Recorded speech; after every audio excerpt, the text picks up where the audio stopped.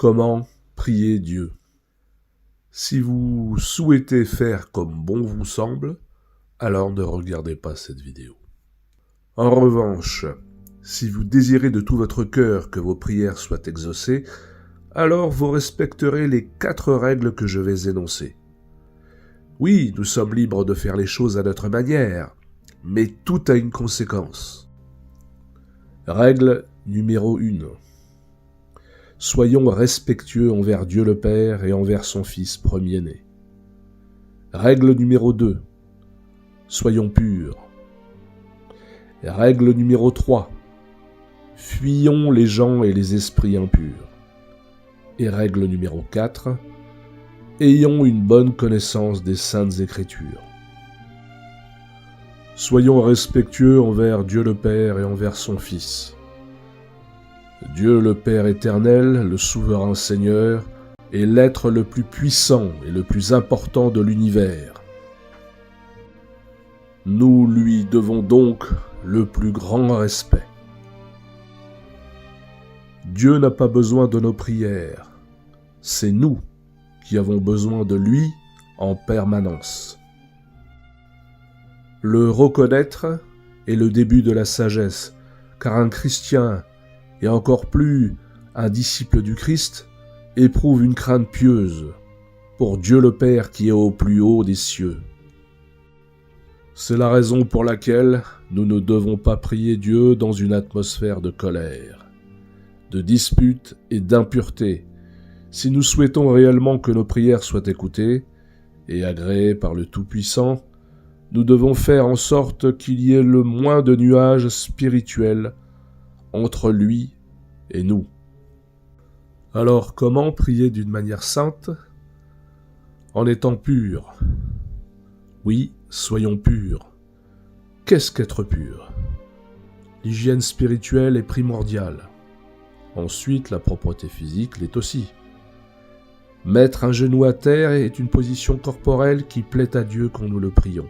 Mais nous n'avons pas à culpabiliser nos frères et sœurs s'ils sont handicapés, en mauvaise santé et précaires matériellement.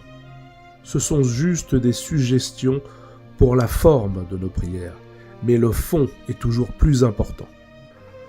Sachez, frères et sœurs, que ce n'est pas ce qui entre dans la bouche qui est impur, mais ce qui sort de la bouche, selon Matthieu 15, 11. Se connecter à Dieu est une grâce qu'il nous a accordée en la personne du Seigneur Jésus-Christ de Nazareth, lorsqu'il nous a appris à prier le Père en déclamant le Pater Noster sur le mont des Oliviers. La pureté de notre cœur et de notre âme sont donc très importantes. Il est vrai que Dieu est le seul juge de la qualité de nos prières. Néanmoins, la finalité de ce moment de grâce est de se relier à notre Père Céleste. Se religarer est la véritable définition sémantique de ce qu'est véritablement la religion. Le culte pur ne se résume pas avec des mots, mais par la praxis.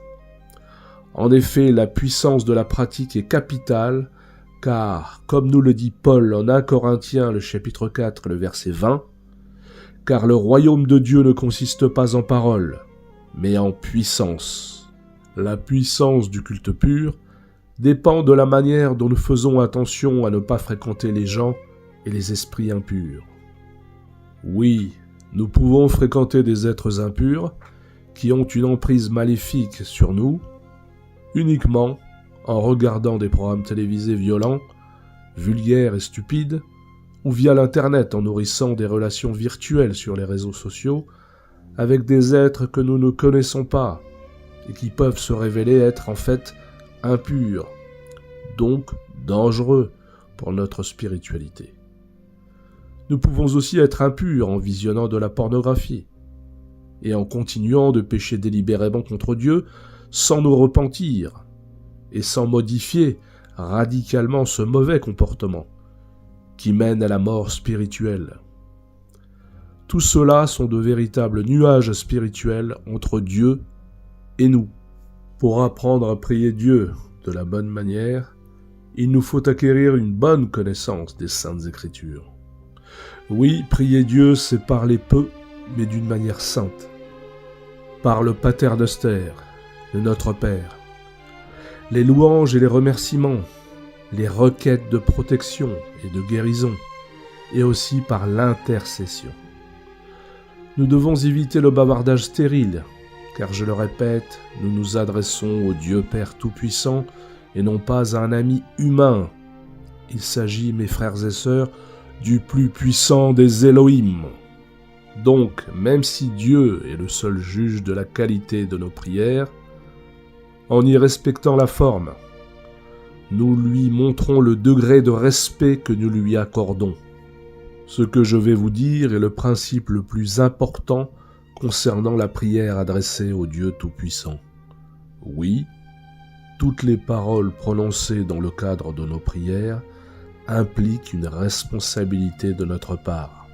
Alors, ne faites jamais un altar, c'est-à-dire un pacte entre Dieu et vous, si vous pensez que vous ne pourrez pas honorer cet engagement.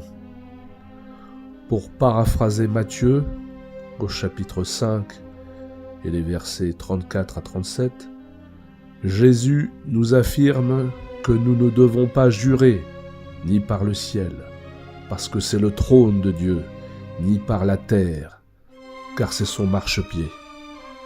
Oui, nous ne devons pas jurer que notre oui soit oui, et notre non, non, car ce que l'on y ajoute relève du malin. Par voie de conséquence, ne pas respecter notre parole dans nos prières adressées à Dieu est une source de malédiction. Au lieu de nous engager à la légère, nous devons nous contenter tout simplement de demander avec humilité. Toutes nos actions ne viendront jamais compenser la grâce de Dieu. Mes chers frères et sœurs, c'est une tautologie d'affirmer que l'enlèvement de l'Église n'a jamais été aussi proche. Gloire pour l'éternité en éternité au souverain Seigneur tout-puissant, Yahweh El Elyon El Shaddai. Que la sainteté de son nom soit respectée et ne soit jamais employée en vain, et que ses titres soient honorés dans tout l'univers, et cela pour l'éternité. Par l'entremise de son Fils premier-né, le Seigneur roi Jésus-Christ de Nazareth. Ainsi soit-il.